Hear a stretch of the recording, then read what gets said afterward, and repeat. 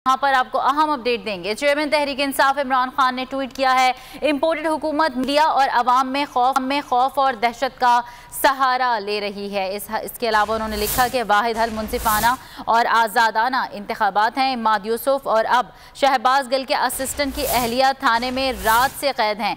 जिस अल्फाज में मजम्मत करता हूँ, कानूनी बरादरी से पूछता हूँ कि क्या अब कोई बुनियादी हक नहीं है। चेयरमैन तहरीक इंसाफ इमरान खान ने ट्वीट किया है, जिसमें उन्होंने लिखा, इम्पोर्टेड हुकूमत मीडिया और अवाम में खौफ और दहशत का सहारा ले रही है। वाहिद हल मुनसिफाना और आज़ादाना इंतखाबात हैं। इमाद यूसुफ और अब शहबाज गिल के असिस्टेंट की अहलिया थाने में रात से कैद हैं, जिसकी शदीद अल्फाज में मजम्मत करता हूँ। उन्होंने पूछा कि कानूनी बिरादरी से पूछता हूँ कि क्या अब कोई बुनियादी हक नहीं है। चेयरमैन तहरीक इंसाफ इमरान खान ने ट्वीट किया, जिसमें उन्होंने लिखा, इम्पोर्टेड हुकूमत मीडिया और अवाम में खौफ और दहशत का सहारा ले रही है।